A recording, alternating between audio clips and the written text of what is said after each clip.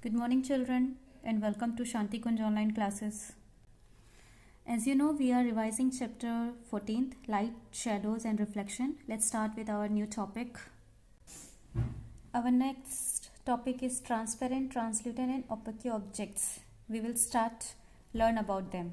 There are three situations which occur when light falls on an object. First is the light passes through an object, यानी कि एक object के through light जो है इधर से उधर यानी आर पार चली जाए. Second is light passes partially through an object, यानी कि लाइट जो है पूरी तरह से पास ना कर पाए. और थर्ड कंडीशन है लाइट इज आइदर ऑब्जर्व्ड और रिफ्लेक्टेड बाय द ऑब्जेक्ट. इस कंडीशन में क्या होता है, लाइट पूरी तरह से एक साइड पर रुक जाएगी या फिर वहां से रिफ्लेक्ट होके दूसरी ऑब्जेक्ट पे चली जाएगी. अब जानते हैं इनके बारे में. An object which allows light to pass through it is called transparent object. ऐसी ऑब्जेक्ट्स जो लाइट को अपने थ्रू पास होने देती हैं उनको हम ट्रांसपेरेंट ऑब्जेक्ट्स कहते हैं, जैसे glass, water, acrylic sheets, cellophane, paper and air are the examples of transparent objects. ये कुछ एग्जाम्पल्स हैं जिनके थ्रू आप देखते हैं लाइट जो है आसानी से आर पार हो जाती है. सेकेंड देखिए, an object which allows only a part of light through it is called a translucent object. For examples, frosted glass, ground glass, wax paper, our blood and skin are the examples of translucent object. यानी ऐसे objects जिनके through आप completely नहीं देख पाते हैं, यानी कि धुंधला देखते हैं. ठीक है.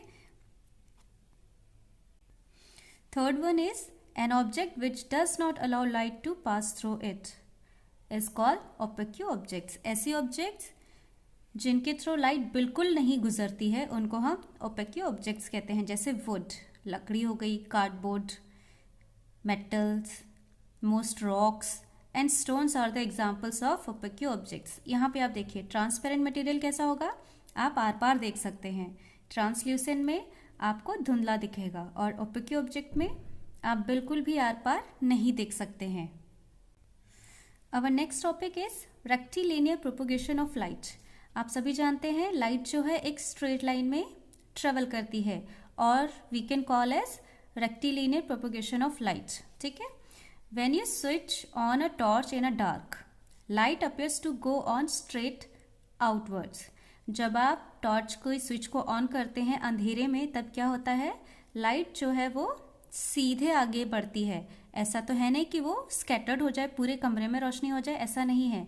लाइट का एक सीधी लाइन में आगे बढ़ेगी. While seeing a film in a cinema hall you may have notice that the light from the projector appears to go in a straight line towards the screen.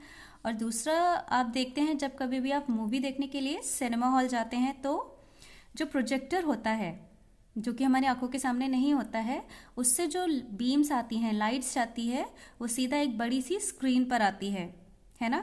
तो ये जो प्रोजेक्टर से light गई है वो भी स्ट्रेट जाती है, सीधा जाती है. ठीक है. All these observation show that light travels in a straight line.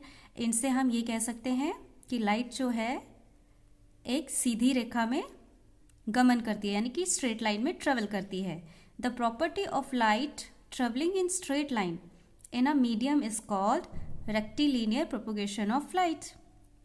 और आप किस तरह से डिफाइन कर सकते हैं रेक्टिलिनियर प्रोपोगेशन ऑफ लाइट को, कि लाइट की वो प्रॉपर्टी जो एक सीधी लाइन में, एक मीडियम में, एक माध्यम के थ्रू सीधी लाइन में जब ट्रेवल करती है लाइट, उसको हम रेक्टिलिनियर प्रोपोगेशन ऑफ लाइट कहते हैं. तो बच्चों आज आप इतना करिए, इसको पढ़िए और समझिए.